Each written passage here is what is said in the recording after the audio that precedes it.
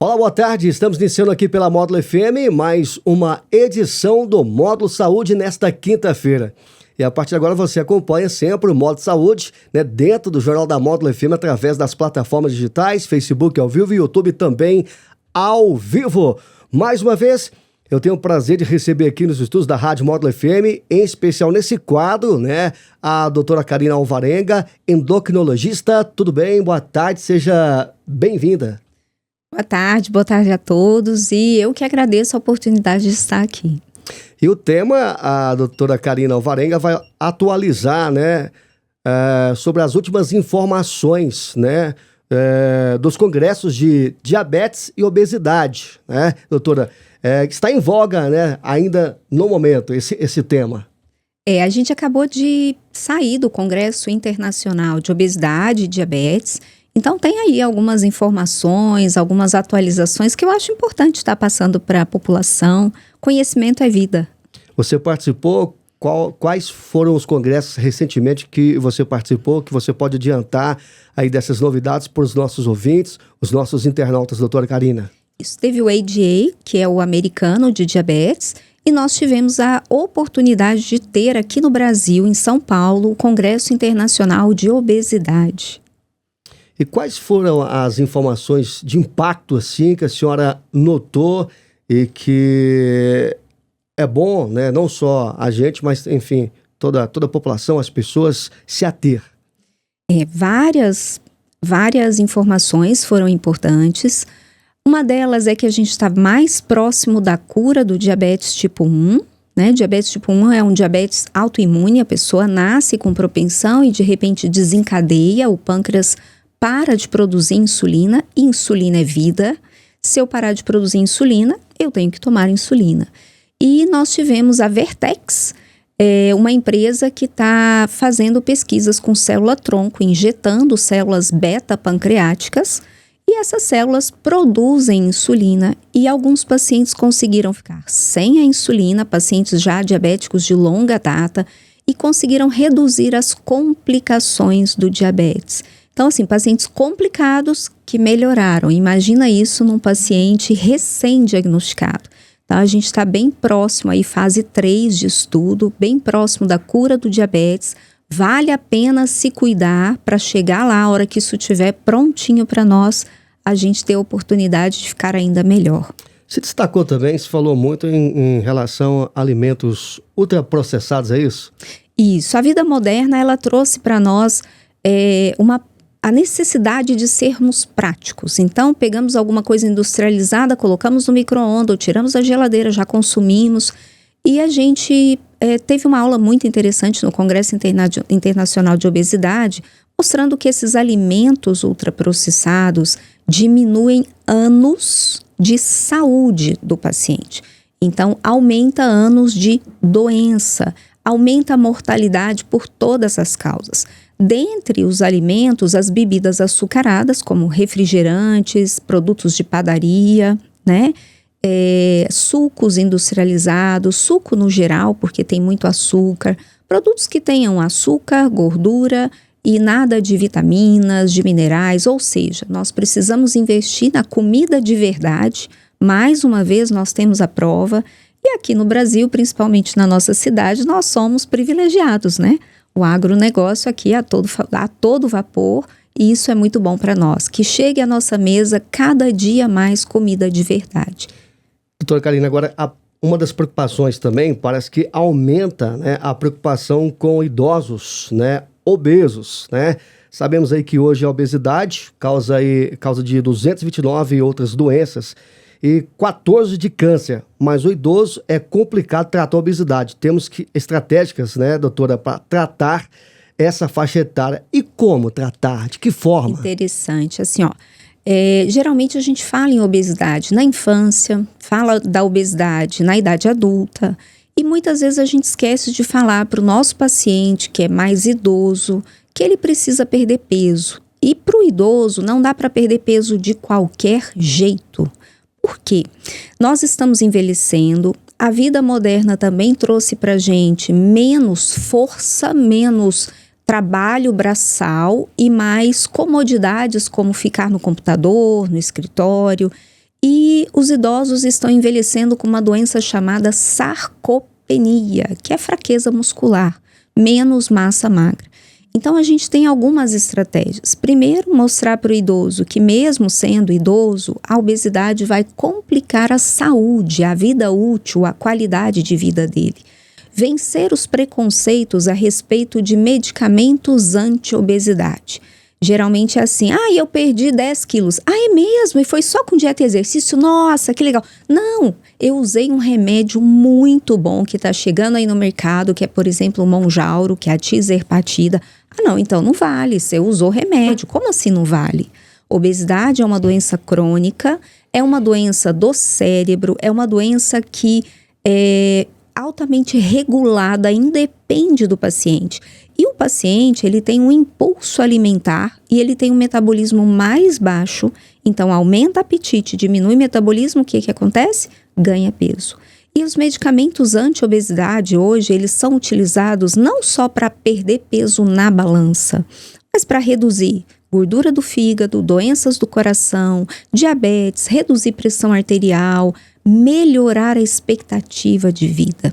Esse paciente idoso tem que ser informado que essas medicações são as melhores na faixa etária deles e tem que ser informado que remédio sozinho também não funciona. A gente precisa de mudança do estilo de vida e o principal para os idosos magros ou obesos ou mesmo no peso ideal, realizar exercícios de musculação. Fazer exercício de resistência para preservar a massa magra, que é saúde. É um músculo que produz vários hormônios e várias células que combatem os agentes infecciosos responsáveis pela sua imunidade. Aí não é indicado essa pessoa, esse paciente, só realizar cardio, né, doutora? Tem que fazer musculação. Tem que fazer exercício de resistência. Todos nós deveríamos fazer, porque você tem uma memória genética de massa muscular. Então, se a sua criança é uma criança sedentária e quer ganhar músculo, só lá na velhice ela vai ter mais dificuldade do que aquela criança que realizou atividade física para melhorar os seus músculos desde a infância. É diferente, a gente está envelhecendo e a massa magra, o músculo, ele é extremamente importante. Mas, doutora, como vencer essa questão também do preconceito, especialmente com obesidade, mas ainda mais se tratando de uma pessoa mais idosa? Como vencer esse tabu, né, vencer esse preconceito aí no dia a dia? Geralmente o que prega no nosso país, a nossa cultura é muito voltado para a beleza, né? Então, eu preciso perder 10 quilos para eu ficar bonita, igual a Gisele Bündchen ou a Angelina Jolie, quem sabe, né? E com a idade, os valores vão mudando. Então, não é mais a beleza que pesa, é a saúde.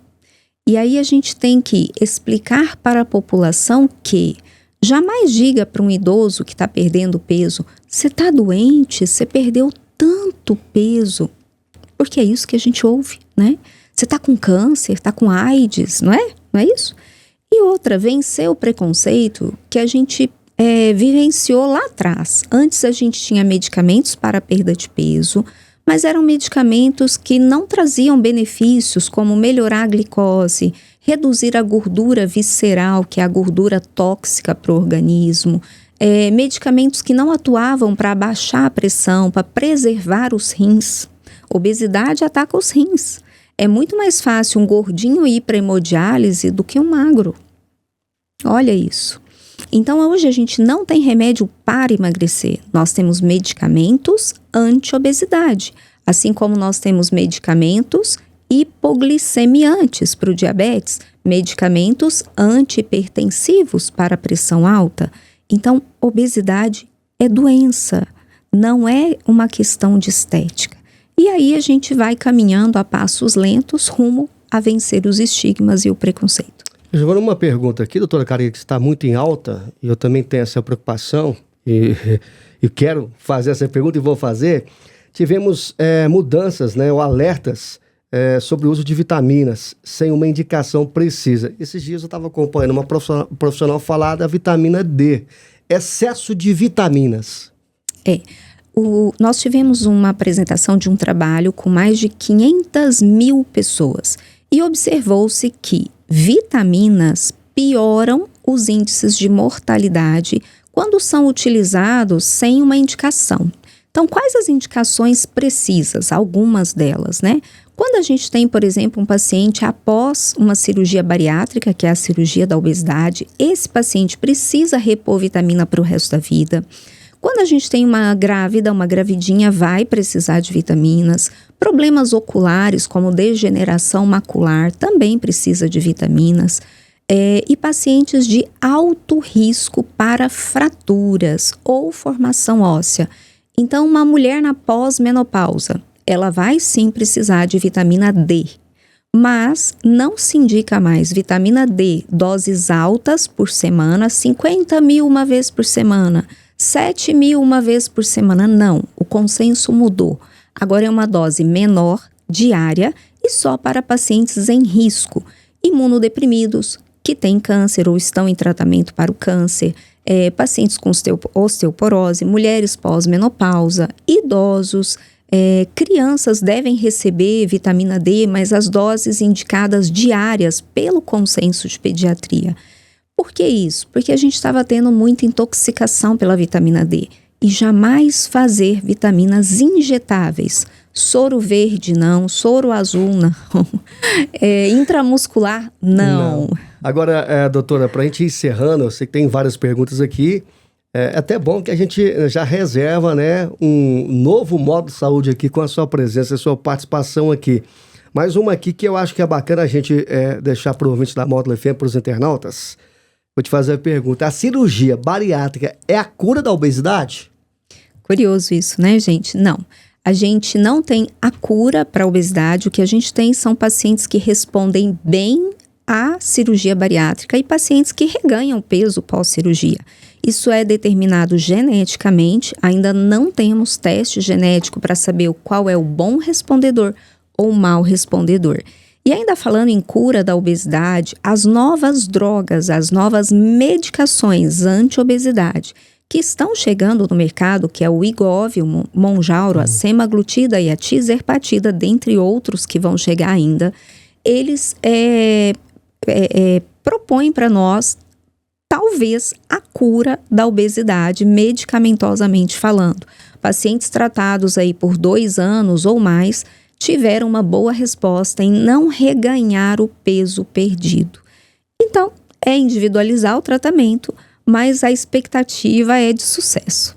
Muito bem. Doutora Karina, quero mais uma vez agradecer a sua presença, a sua participação, sempre conosco aqui na Módulo FM. Já tinha um tempinho que não vinha, né? Mas foi a vida está corrida, gente. Mas foi bom essa sua participação aqui. Espero que você possa retornar, né, para a gente ainda concluir, né, esse tema tão importante aqui dentro do Módulo de Saúde. E obrigado pela participação, pela presença aqui. É uma honra estar aqui, é uma honra dividir a saúde em patrocínio com vocês. Muito obrigada.